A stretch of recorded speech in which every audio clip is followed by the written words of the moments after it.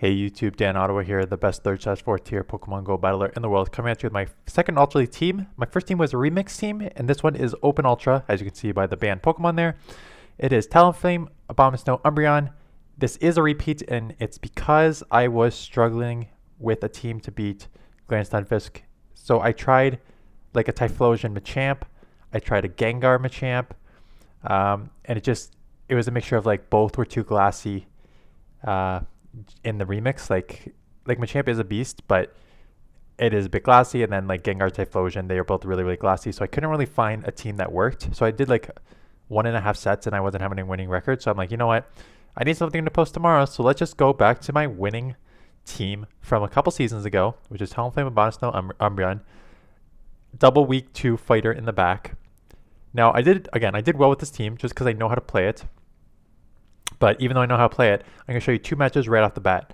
One where I didn't play it right, but I still managed to work around the backline Scrafty, and one where I didn't play it right and I just lost because of the Scrafty. And then I'll show you other matches where I won, and then I think I have another loss in there. I did well with the team.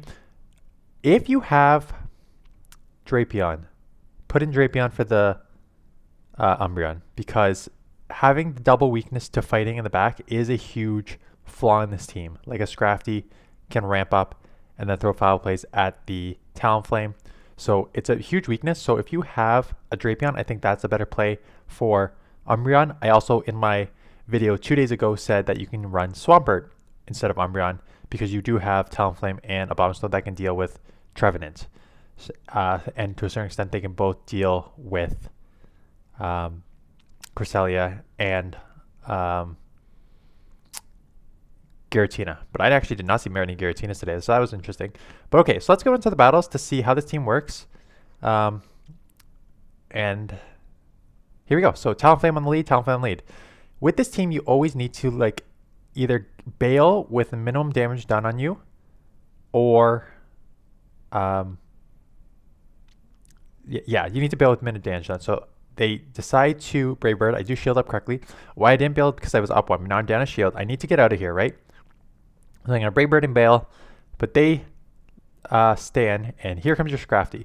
So I'm like, okay, let's just Brave Bird this, grab 1 shield, and now I'm basically drawing dead in the back here, but I need to come in with one of them. So I come with the Umbreon because I think it has the best opportunity just based on its bulk alone. One could argue you come Abomasnow because at least Abomasnow is going to add more pressure with the with like the Weather Balls, Energy Balls, as opposed to just you can only throw a non-stab Last Resort. I come in here because it's just Umbreon's like super bulky that even if this does ramp up, I'm going to grab a few Last Resorts off here to put it pretty low, and then hopefully it's within like Incinerate Flame Charge range. So I'm chipping this as much as I can. My switch timer's up, and you're like, you know what? I don't want this just to counter me down, so I'm going to come in here. I'm going to shield this up. It could be a foul play, and they already ramped up, so I do shield up foul play. So that's good. They decide to stay in. I do get the foul play off here, or flame charge off here. So one thing, I hope they let it go, but they do not let it go, so I'm guessing I'm now going to get hit with the second foul play to take me out. So now I have 2 options. I can come in here and get the Last Resort off on Umbreon, or I can come into Abomasnow, and I'm going to come with Abomasnow, take a move here, because I know the Talonflame is, they don't have a Talonflame. The Talonflame went down already, and out comes the Trevenant because I got ahead on energy, and one of the only back Pokemon that this team can do really well with. Here we go, Trevenant, 1 Weather Ball at the second. I can now take this out, and the Scrafty is pretty low that I can just Powder Snow down. So I was able to work around, kind of got lucky on the Trevenant there, but able to work around just jumping around. Here is one where I failed to get out early, and it cost me, because here we go. Cresselia, great matchup if most are running Leaf Blade, Grass Knot or Leaf Blade, Grass Knot, and Moonblast, because both resisted, so I'm going to go there first, and I'm like, you know what, let's just ramp up here. So they throw a move, it's just a resisted Moonblast, that doesn't do much, so I'm already at my second Flame Charge. I'm like, this is a good scenario, because if they're just going to go straight Moonblast, I'm able to ramp up here and just dominate with like because the Talonflame ramped up, which you're going to see in one of the matches coming up is just like incredible. They hit me with the future sight, so I'm like, oh, okay, that's not great, because now I'm super, super low. I am going to get this flame charge off, which is fine. They're now going to come in here and probably take me out. Cannot get to a move. That's okay. Couple chip damage there. Come in here. I still got 2 shields. I'm like, yeah, they may Brave Bird, but I'm an Umbreon. I could take that, no problem. They Brave Bird. Out comes the Scrafty, and a 2 shield. The Scrafty is going to absolutely destroy the backline. So that's a top left. So if you're going to play this line specifically as it is, draw out the Scrafty. If you're not going to play it exactly as is, you can put in Drapion or Swampert or something else that minimizes your weaknesses in the back. I let this one go, and it's a Brave Bird, so that's not great. But I'm going to Brave Bird back. Again, I need to make that swap quicker.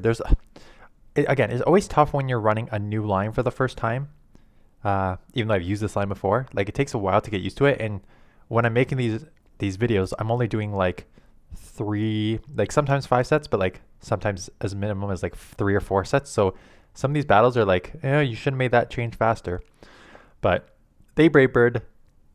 I have foul plays because they Brave Bird. I can take that out. Twice they Brave Bird. And now out comes the Clefable. So I can do some chip damage here. They have 1 shield left. I'm hoping I can get to another one here, and I can't. I think what I do is I come in and flame charge here, which I was like, oh, did not get to the move. So that was really dumb on my part. Terrible play. How am I going to get out of this? And they are not leaving immediately. So that is interesting, because that means that, so that's just a glitch there. They did shield, so I got the last shield. I'm going to have to shield up because it's going to be a meteor mash. It's going to be super effective. So now I'm like, okay, they have something in the back that's weak to this, and there's the Politoed. They tried to catch it. It did not work. So Politoed in the back. And that's kind of why I like Abomasnow, right? You're weak to your fighters. That was pretty quick, so this is probably just a Weather Ball. What I need to do here is I need to build up to 2 Weather Balls because I can't take really any charm damage, so I'm just going to build up. I'll shield a Weather Ball even though it's resisted. Have back-to-back Weather Balls for the win. Actually, I have a Weather Ball, Energy Ball in the end. Oh, I just farmed down. I could have just done double Weather Balls, but farmed down. Got the Energy Ball for the win. That's why I like Abomasnow in this, because like you can hold in there. There's like your Swamperts, here's your Politoads. You actually hold in against the Galarian Stunfisk. You have like just you have Flyers, you have Giratinas. So you like Abomasnow has a lot of play. But Talonflame, so this is the one where I ramp up. This was one I catch because Thunderbolt or Rock Slide are both going to hurt. So finally played it properly, built up a bit and caught. Gonna get hit with the Gramble. Love to see it. I now smile. Like, I know I'm not the first to use Gramble, but I smile over the last couple days when I've seen a lot of them. So hit it here. I'm gonna go down here. I'm gonna go down here with the glitch there.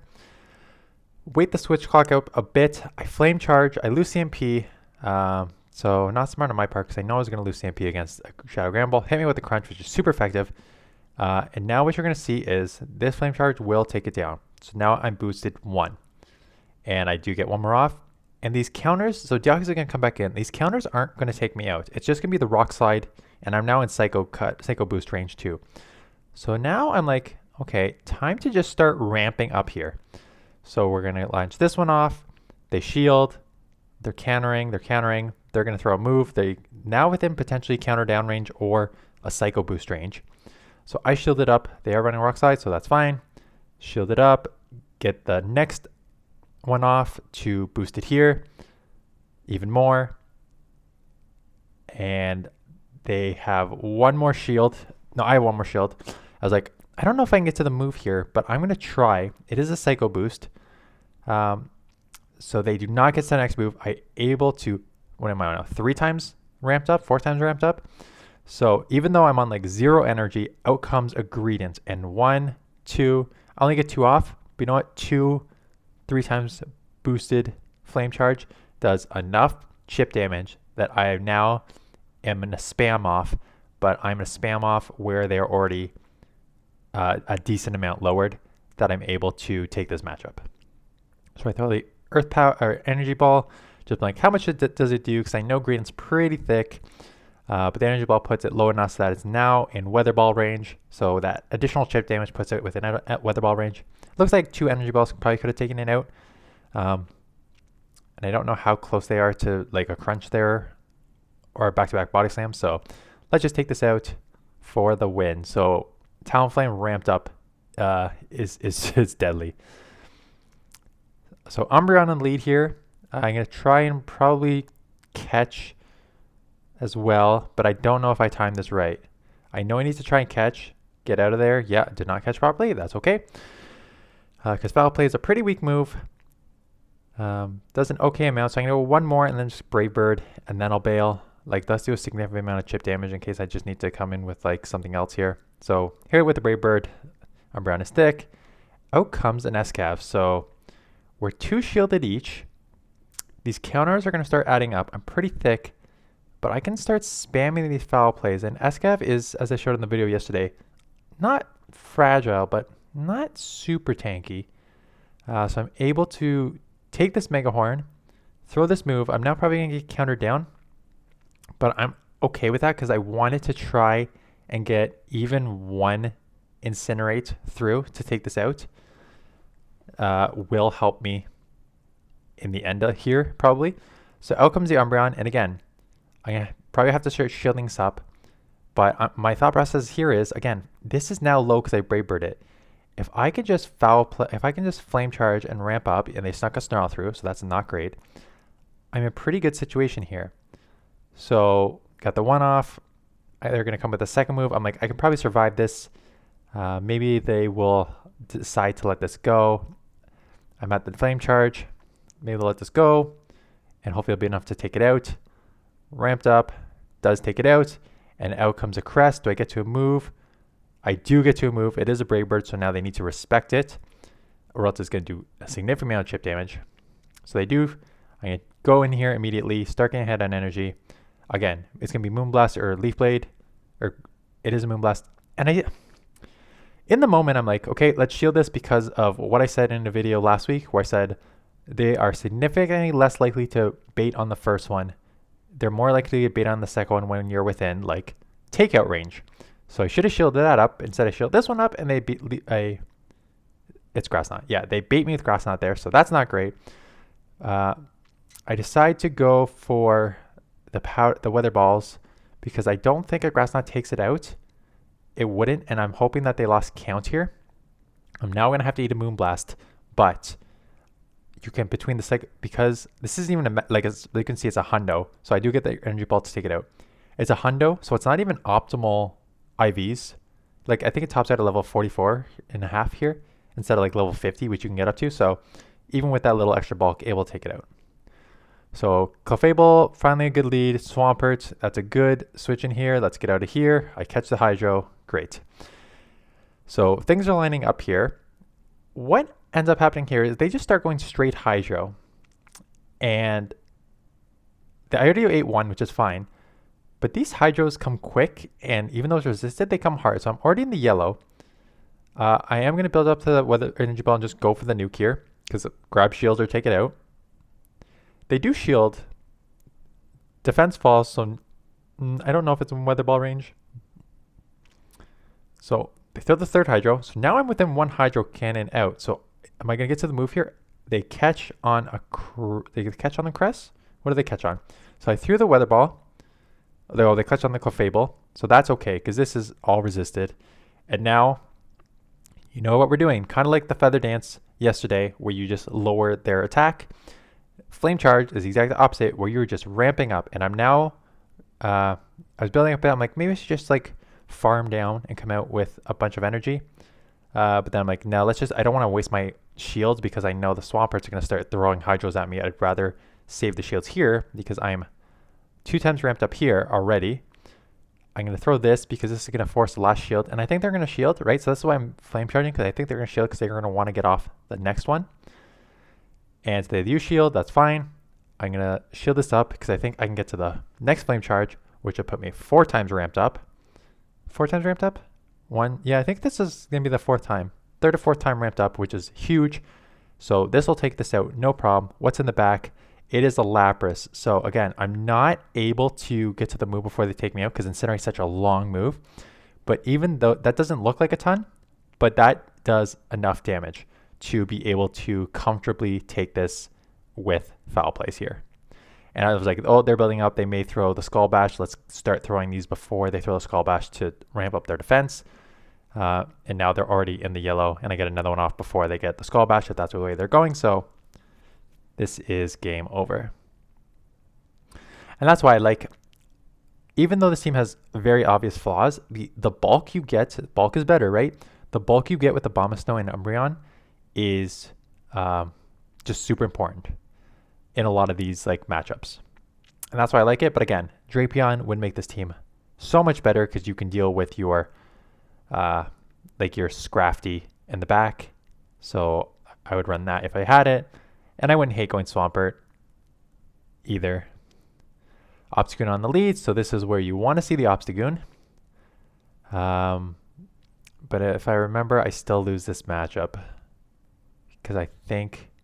So in this matchup, you can go double Flame Charge before they can get 2 Night Slashes off to take you out. So this is a winning matchup here. So I knew that. And I think they did too, because they now go into Charizard. And I was too slow here, and I made this mistake. As soon as I did it, I'm like, oh, I just lost this game because they have a Talonflame in the back. Because it's a very common lineup. I saw it two or three times today. And it's a Dragon Breath Charizard followed by a Talonflame in the back. So if I do not have... So I just gave up like my only alignment to Talonflame because now I need to throw my own Talonflame on it, which is already very low. Or I need to throw on what's going to take a super effective move here. So I'm down already. So what I may come and do here is I'm going to lose this. I'm going to get hit with second Blast Burn because I gave them too much of an advantage. I'll probably come in here and get a head on energy, hoping that they come in. Honestly, I hope they come in with... I don't even know what I hope they come in with. They do come in with the Obstagoon. I was hoping that I can like ramp up, grab a shield, and out comes the Talonflame right away. So I probably should have stayed in here. Maybe that was my mistake. I was like, let's start getting hand energy, but maybe if I just like did one more, I could have grabbed the last shield and then did a couple of these back to back.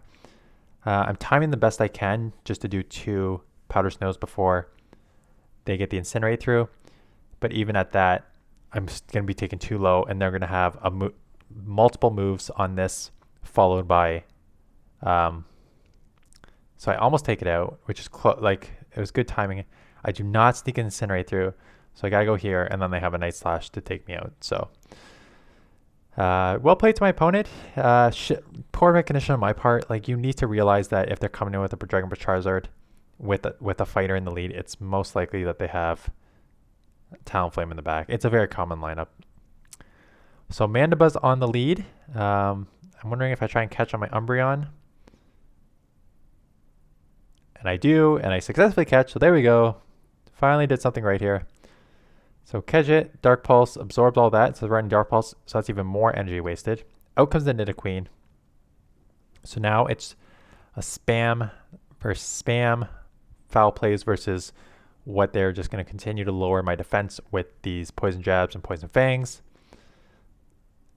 So there goes my defense. I can get the second one off here. I know they're just going to throw it, so I'm just trying to minimize the amount of moves I get in there. It looks like I can maybe grab a shield here because a Poison Fang is not going to take me out here, so I'm hoping that I can just grab a shield here to take it out. They decide to throw the Earth Power, so now I am super low that they can just Poison Jab me down. So that's not ideal, but I'm going to grab a shield back here, so that's not terrible. I got to come Talonflame, right? I do have a move, which is great because now they're going to go down with some energy. So having that building up at the beginning and banking that was good. So now I'm up a bit. Out comes the Swampert. I may try and catch again. Not very well. Because they're already down a shield, I think what I'm going to do is maybe go for the Brave Bird here. Yeah, force the last shield because then I have such a good matchup in the back that Abomasnow in a bad matchup can maybe do well. But they let it go. And, oh yeah, it's the Mandibuzz. I knew that. So I just let this first one go. I'm like, how much does an Air Lace do? I know it's a pretty bad move. Air Lace does a third, so it's going to take 3 Air Laces. And I think they do the same thing. They let it go to see how many weather balls it's going to take. But because I already did some chip damage, it's only going to take another 2. So I only need to shield 1 of the next 3. And they go for the Dark Pulse, but this game's over because I have back-to-back here. And they know it. I think we're coming into like one of the last battles here.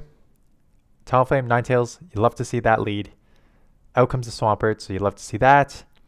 They build up to, I think the Sludge, I don't know the counts for the Sludge, but I'm like, this could be a Sludge, so let's just shield it up. They do throw a resisted Earthquake, but I'm like, okay, so I do not need to shield anymore. Let's try and get this out of here. They do hit me with the Hydro just to do some chip damage, and then they're going to let this go. So that's unnecessary chip damage there. Throw it a bit earlier to force them. So they let it go. I now get the Ninetales on this. So I'm going to throw the Energy Ball, just do any sort of chip damage I can. I'm going to go back to, I think I even get to a second one here. Because I think they just try and full out charm me down to come out with a move. Oh, okay, so that they have to throw. That's okay, because now I can come in with my, hit this here, and out comes a Politoed. So I'm going to build up the Brave Bird. I'm like, I can probably take 1.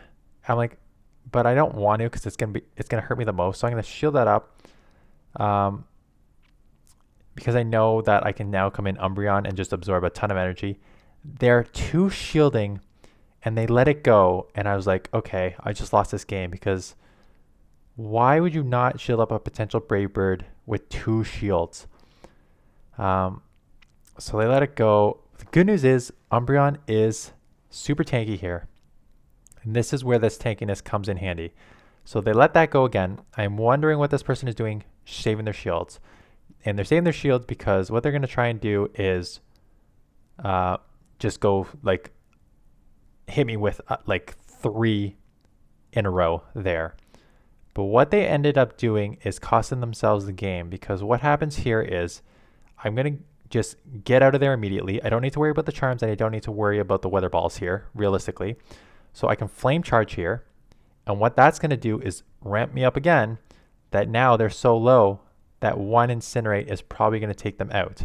Now I don't get the move off, which is not great, but 1 Incinerate probably is going to take them out, so they can't afford to take it. So they got to go back to back here. They burn all their energy, and because I still have some energy on my Umbreon, I'm able to take them out here.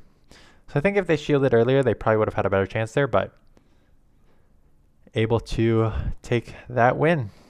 And I think that is it. So I don't mind that this is my last Ultra League team for a while because the Holiday Cup starts tomorrow.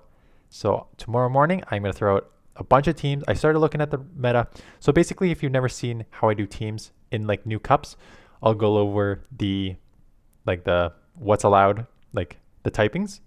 And then I usually look at the top 20 for PV Poke, because that will give you a good idea of what the main meta are that you're going to see and what to team build around. And then I will give you a bunch of ideas for teams. And I forgot to say it again. Oh my goodness. Someone in the live chats when I premiere this always says, like, when you say like, comment, and subscribe, it actually increases the amount of people that do it by like 2-fold. So if you haven't subscribed yet, please subscribe. And if you made this long, please like and comment. It will help the algorithm. I'll try and do that at the beginning next time. But that is it. Thanks for watching, and I will catch you guys tomorrow for the Holiday Cup teams.